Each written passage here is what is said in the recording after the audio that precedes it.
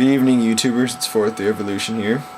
I just thought I'd throw up a blog since it's been a while since I've posted something. I'm coming off an exciting weekend. I went to the game day on the 6th, and I was lucky enough to come out with first place, going 5-1 and only losing in the first round to an ad nauseum Death Shadow deck, which I could have won, but I made a bad misplay, but that's in the past. I'm beating everyone 3-1 in the Swiss, and I cruised my way through the finals. So actually, not 6-1, not 5-1. Pardon that. But I thought I would make a deck tech on the deck I'm running, which is a Cascade Midrange deck, and I thought I'd just show you guys what it's all about. So let's go to it.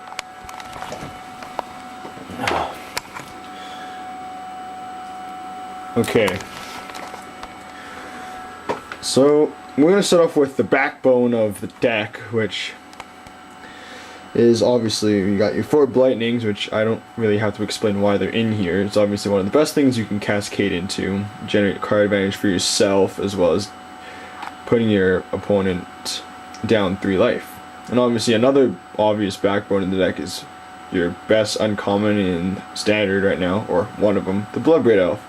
Obviously, cascades into 1 Lightning Bolt, Burst Lightning, Path to clear the way to swing in for 3, or 6 if they don't even have creatures out with, if you hit a Lightning or one of the aforementioned cards.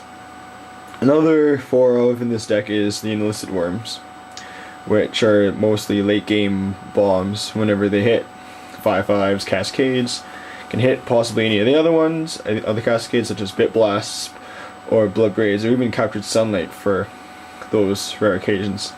And in some odd cases, you'll hit the weaker ones. So obviously, it helps to generate the advantage over your opponent. And we have 3 Bit Blasts here, which are good for taking out your Blood Witches, Pump Nocturnus, any other 4 toughness or lower creature, as well as getting the cascade effects to hit any more cards to get your card advantage. And you have your 2 Captured Sunlights, which are useful should you not have a Bloodbraid in play, or when by the time you're at 4th turn you do not have Bloodbraid in hand or Bloodbraid mana, which usually rarely happens, but in that case you have this guy as your backup, and he isn't a bad card to have. And my deck has a bomb which some might dispute, but I decided to put in 2 Haunting Echoes.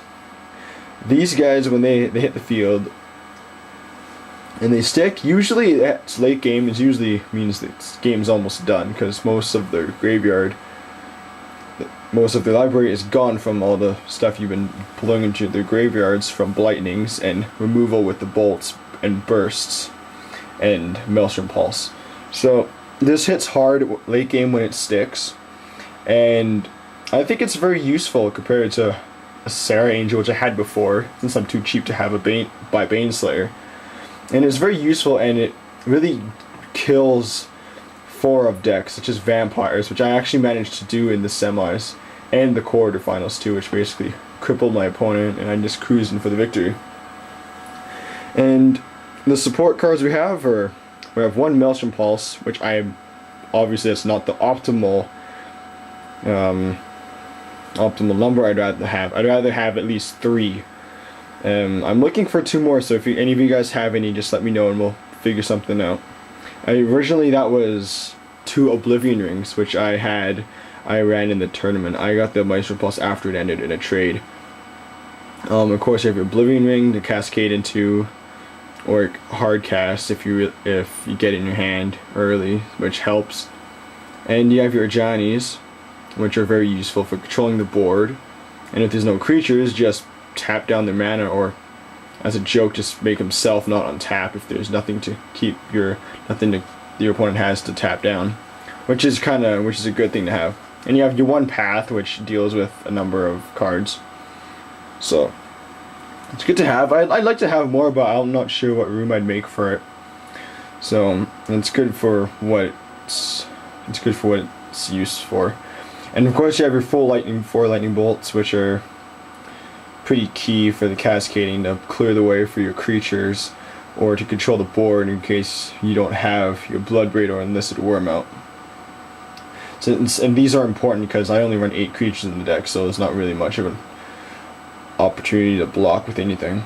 And you have your 4 Burst Lightnings, which are also ideal cascades, and to play off the first turns while you don't have any creatures out yet. So both of these and the other cards are very useful for keeping your life total as high as you can before you start going off with your cascade.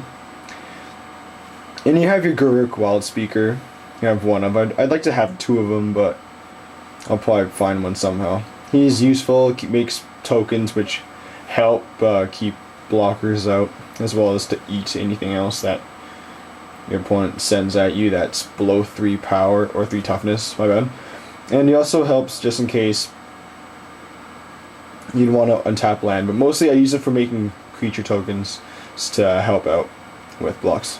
And we have the lands, the land base. We have 3 plains, 2 swamps, 3 mountains, and 2 forests. I use normally these just so it helps keep the mana out, as well as to help play off the first turn, I guess, and help get fetches too. So I think I might move, take out a plains and put an extra swamp because I managed to get the Maelstrom Pulse, but I'll figure it out later. And non-basics, we have your 3 Savage Lands and 3 Jungle Shrines, which obviously are fixed mana fixers, help play the other spells we have in the deck. We have a Sunpetal Grove, which I'm looking to replace with a Manland. Maybe the Lava Claw Reaches or Raging Ravine, which I have now, but I probably will replace it with one of those 2 before the next FNM. And you have your 1 Lava Claw Reaches, which is a very, very good late game card, as well as a land in general, so to play and to attack with in the late game. Should everything be destroyed and you're not getting creatures at the top and etc. and your opponent, where I guess would stand still, just use the Lava Claw. Raging Ravine serves the same purpose too, as a late game finisher or kind of thing like that. And I got him to 10 at one point, but that was at another tournament, not at the game day. And of course you have your fetches. You got your 3 Arid Mesas, 1 Misty Forest because I don't have a 3rd Verdant Catacombs. I'm looking for a 3rd one though, so that's another thing I am looking for. You have your 2 Marsh Flats, which help grab the lands, and your 2 Verdant Catacombs also thin out the deck, grab land, and do all those other purposes that you may find. I'm not sure, maybe I'll record this deck in action one day. I'm not sure. I hope you guys enjoyed this video, and another cycle of the week before FNM Fridays. I hope you guys have a great night.